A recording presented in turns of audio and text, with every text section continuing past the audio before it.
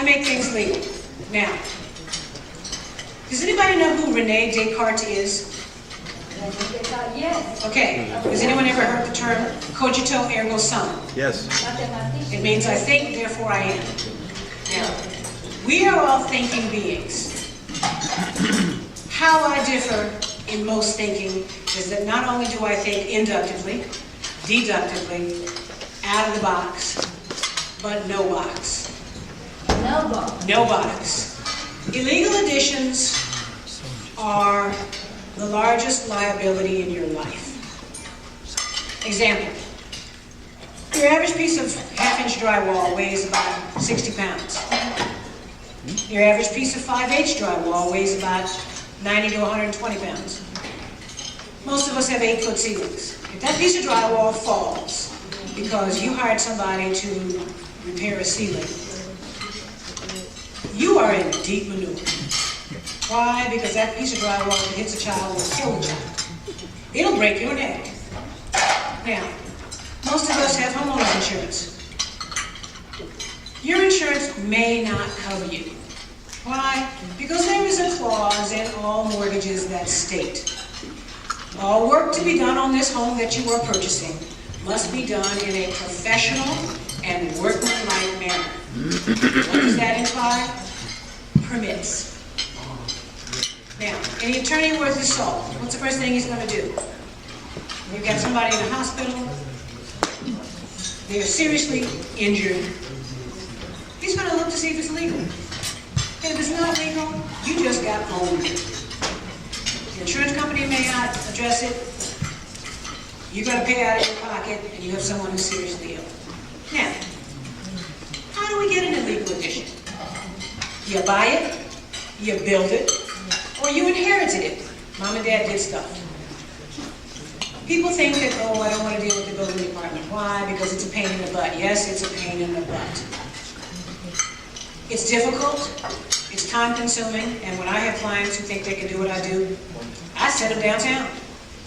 Let them beat you up for a while. Waste a day. If you're making $200 an hour or $300 an hour, you lose a day, you end up being frustrated. If you don't know how to ask the question, how are you going to get an answer? All of you all have a specialty. Most of us cannot go into your specialty because we don't know the nuts and bolts of it. Being an expediter, I deal with building and safety, planning, zoning, judicial bodies, and a combination thereof. I wear the hat of an architect, of an engineer, of a planner, of a zoner, and of a general contractor. All of those are involved in making something legal. Now, you're going to buy an illegal addition, you're going to buy a house, you think you're going to make this addition legal. Years ago, they said you could get a bonus room. Before the mortgage meltdown, you could do anything. They would, if you had extra bonus square footage, nobody cared. I've had people call me now because they can't sell their house or they can't buy a house because the lenders will not put a mortgage on it. Why? We live in a high seismic and a wind zone. And when you have high seismic and wind zone, you have forces acting upon. Insurance will insure that which is legal. But if I've got something that the Three Stooges could have built, shoulda, woulda, and coulda, what do I know about it? I don't have x-ray vision. I cannot see through walls. I don't know what I have, and that's what I tell every client. When someone calls me, I become a detective. The first issues are you flatland or hillside? Why? Hillside requires a whole bunch more work than flatland. Now, building and safety has documentation many times about what you have previously bought. And by the way, the single most important document when you buy a house is not the termite report, but it's what building and safety says you're buying. And title's been wrong so many times, and And when people get sued, who do you sue? You sue the deepest pockets. Which means the title says you're buying 3 units and you're buying 2, you go after title.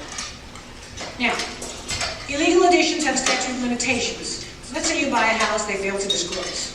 They don't disclose, you may seek a cause of action against the seller. And if you don't seek that cause of action, you're being foolish, because it's going to cost you money to make an illegal addition legal. Now, why is it going to cost you money? Go ahead. It's going to cost you money because building code changes every 3 years. What may have been done 5 years ago, well, or 10 years ago, well, is not complicit to today's code. And unless it's complicit to today's code, it's not going to be legal. Now, there are lots of things that I do. I have a website called Illegal Additions Made Legal. That's all I do. If you have any questions, you make a phone call. The stupidest question is the one not asked. And when your largest liability is potentially at risk, make a phone call. Any questions? I just want to give you a testimonial. I have had the pleasure, I do a lot of real estate law, folks, and I've had the pleasure of working with Diahanne on more than one matter. And I've argued in front of the California Supreme Court. I know how it is to advocate. I've watched her in action. Diahanne is really amazing. She knows her stuff. She brings years of intelligence, experience, and knowledge to what she does.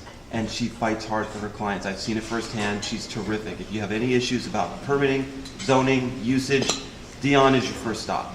She will get you situated. Highly recommend Diahanne. Thank you.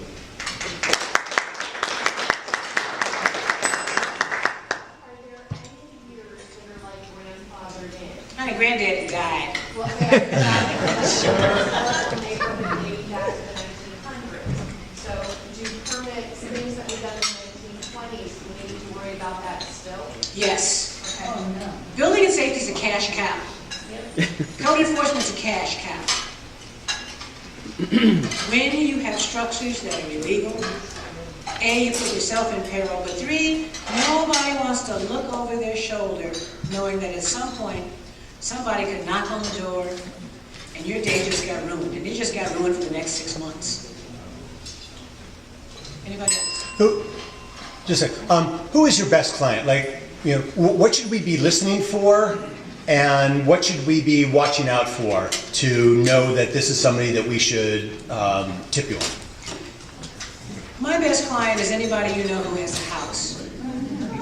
Why? Because everybody's got something.